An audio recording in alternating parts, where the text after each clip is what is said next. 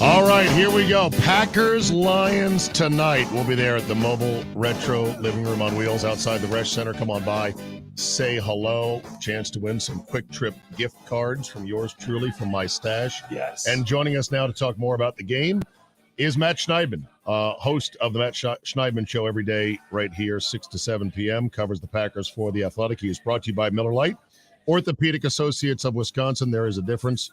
And Rogers Behavioral Health. Good morning, Mr. Schneidman. How are you? No Matt Schneidman Show tonight. Oh. Game day here in Green Bay. No Matt Schneidman Show last night since we had the football feast, but I'm good. How are you guys? Good. A couple load management days for you, which is nice.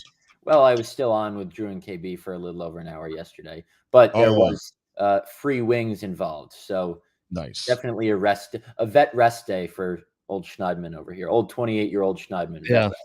And you're up early today with us, and we thank you for that. And yes, the company is running you through the car wash. They're getting their pound of flesh from you. So you enjoy those 2 days off. You deserve it. All right. So we got 33-9 coming back pretty much for sure, right? If Romeo Doubs and Christian Watson are to be trusted, which I think they are, I think we always expected Matt LaFleur to kind of walk that back after his players let it slip.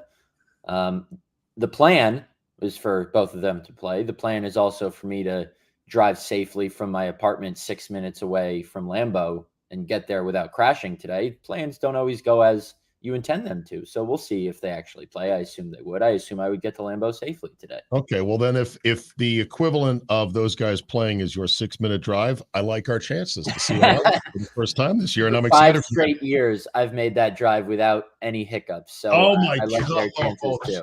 Josh, yeah. Of the jinx, Are you kidding me? Are you kidding me? Yep. We are the most superstitious morning show anywhere. So really, okay. Yeah, very much so. Really? Well, Josh is. Really is. Yes. Yeah. Anywhere. Anywhere. I'm a little stitious, as Michael Scott said. I'm not superstitious, but I'm a little bit so. Bakhtiari will not play again tonight. What do you make of that? I see a lot of knuckleheads online just getting way out over their skis, getting very angry about this. And I'm just like, I don't believe he's not playing for any other reason than he cannot play.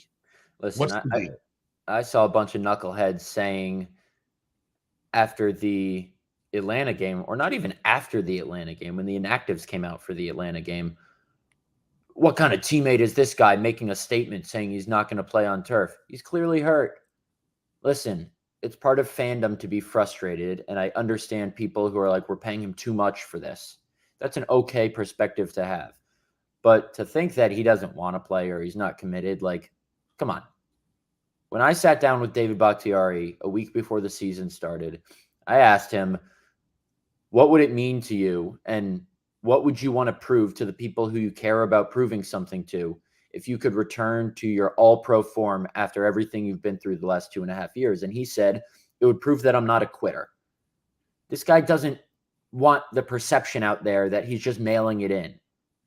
He doesn't want the perception out there that he's just in it for the check. He's already, secured the bag, and he's just going to mail it in. He wants to play. He's trying to play. His knee is shot. But that's not what he's put out there on social media and everything else. Oh, I understand. I'm saying I've seen that. If he doesn't want that, his actions haven't shown that. Oh, I understand. I'm just speaking to what I believe is a vocal minority of the fan base. If there's anyone out there who thinks that the sentiment that, he's not committed, come on, stop it. It's unfortunate for the Packers because we know when he's healthy, he is arguably the best in the world at what he does. But the knee is at a point where this is going to be a problem for the rest of his career. Now, maybe he's borderline playing tonight, and they say, you know what? It's a long haul. Maybe it's best we give you the 10 days before we play the Raiders, then the bye week. They haven't put him on IR. So it doesn't seem like they think this is something that could keep him out 4 games. But it seems like this is more than just I'm not going to play just because of turf. Mm-hmm. Matt, I wanted to know, looking at tonight's game, obviously, this is a big one. Division rival seems to be the only team that's going to stop the Packers from potentially winning the North. What are the biggest things that the Packers have to do tonight? Match Rashawn Gary up against their left tackle, Taylor Decker, who is basically playing on one leg tonight. Penei Sewell He's healthy. He's their right tackle. But on the other side of the line, they're kind of hobbled. This is a very efficient offense. As we know, Jared Goff doesn't turn the ball over very much. If you want to, set them up and push them back, absent of turnovers, we saw the Packers won the game, did not turn the Saints over last week. That's in part because Rashawn Gary was able to get after the quarterback. If they want him to have another game like they did or like he did against the Saints, put him up against Taylor Decker, a healthy Rashawn Gary against a banged up left tackle. I still don't know if the Packers are going to, cut Rashawn Gary loose and take him off this pitch count. But the fact that he has done what he's done while still on a pitch count, think about this. I'll throw one stat at you. Among players, not just edge rushers, players with at least 25 pass rush snaps this season, and that's a lot. Rashawn Gary ranks first in pressure percentage with 29.5.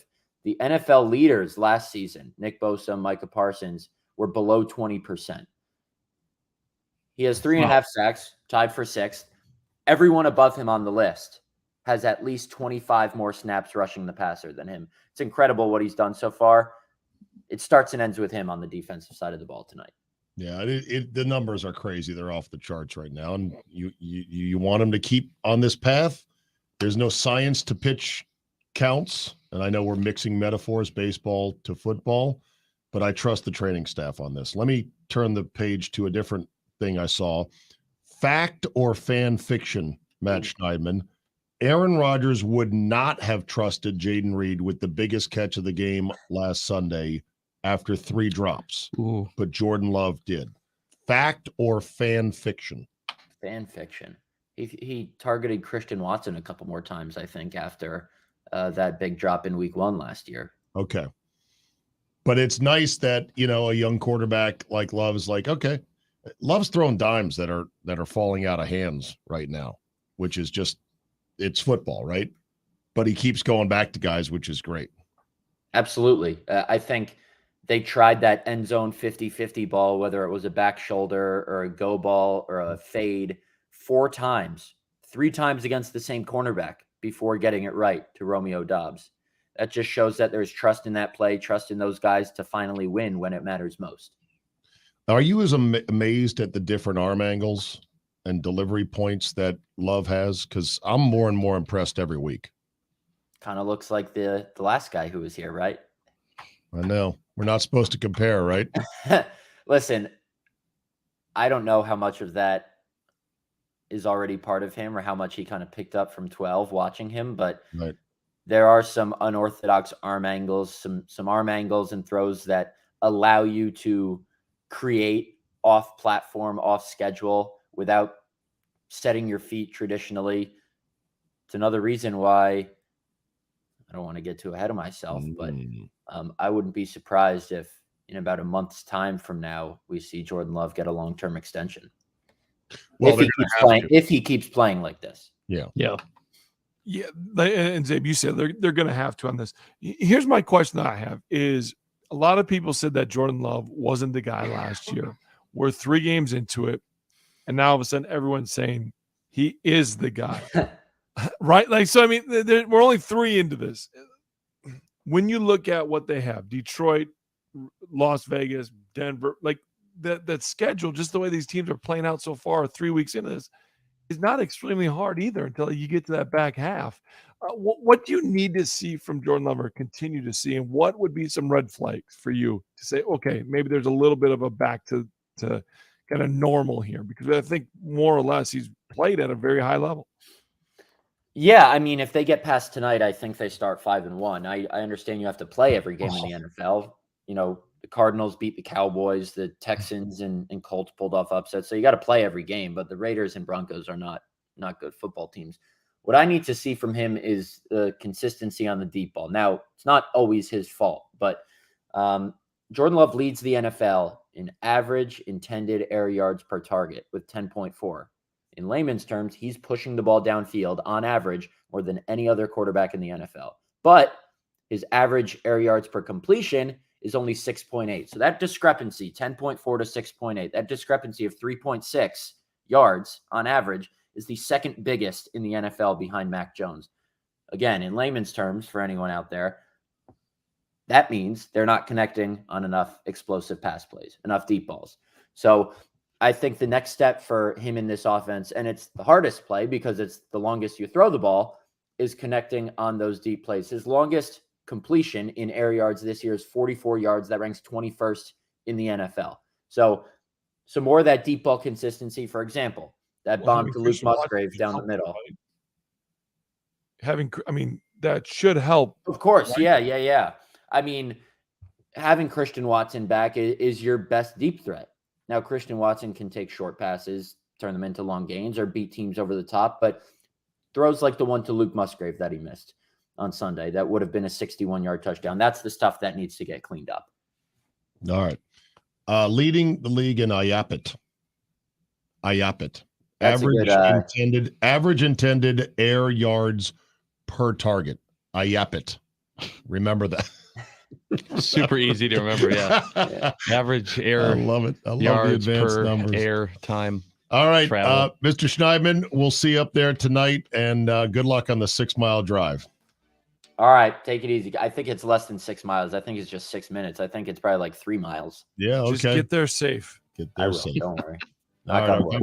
Our conversation with Matt Schneidman is brought to you by Miller Lite.